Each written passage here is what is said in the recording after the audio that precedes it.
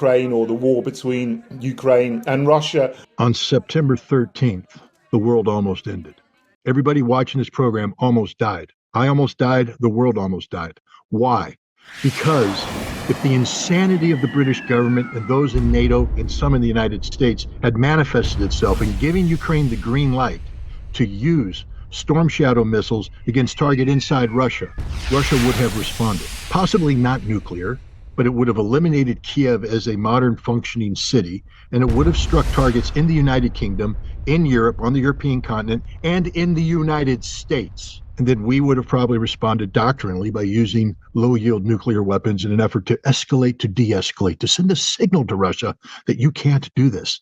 And then Russia would have responded doctrinally by releasing the totality of its nuclear arsenal against the West. And then we would have responded and we would have died. 72 minutes is all it takes for the total destruction of the planet. Do you understand you almost died this weekend? I'm not joking. It's not a joke. I'm not kidding. You almost died and you didn't even know it. The global elites want a world war and they want it now. There is no clearer path for global domination that provides an escape hatch from the crimes these minions of anti-humanity must be held accountable for. It was a night of terror for Lebanon. This was the capital city. The Israeli airstrikes have been plenty and often and terrifying. And there's been no stopping. Tremendous devastation as the Israeli forces hunted down one man, the leader of Hezbollah, who'd been meeting deep underground. Parts of Dahir in the Beirut southern suburbs have been reduced to ashes.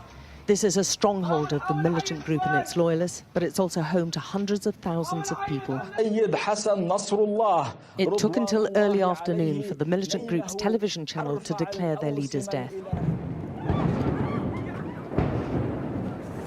Almost immediately, there was another Israeli strike on Beirut.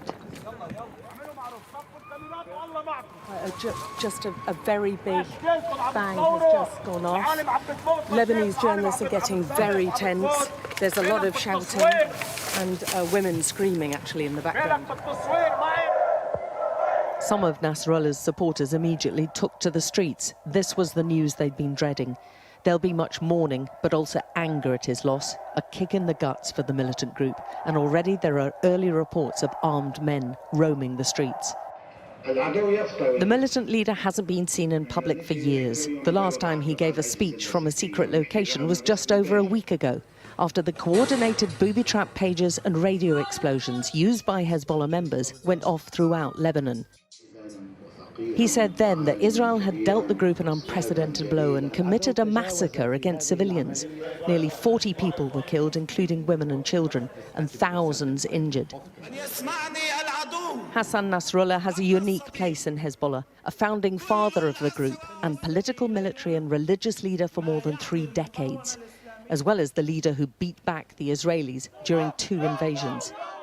But the Israelis saw Nasrallah as enemy number 1 in Hezbollah, and the multiple strikes which Iran says used powerful bunker busters killed several commanders around him, as well as an Iranian general from the Revolutionary Guards. For decades, Hezbollah, under the command of Hassan Nasrallah, orchestrated countless attacks against innocent people. Hassan Nasrallah had the blood of thousands of men, women, children on his hands. But the airstrikes have sparked considerable terror in the capital, with many in the southern suburbs fleeing with their families en masse, moving from place to place overnight to try to find sanctuary. They camped on beaches, on pavements, along streets, in their cars, anywhere they could find out of the way of the strikes. Emergency shelters were quickly set up on top of those already running. But there's simply not enough to cope with the huge humanitarian need right now, with aid agencies warning the situation is near to catastrophic. It's really try to manage the chaos. By hours, the situation changed. This center was not here yesterday. Maybe 100 people, you see people moving in and moving out, some people from the street coming in, some people here finding some siblings and moving in the location. To be honest, no one feels safe anywhere, but no one is even thinking about their personal safety.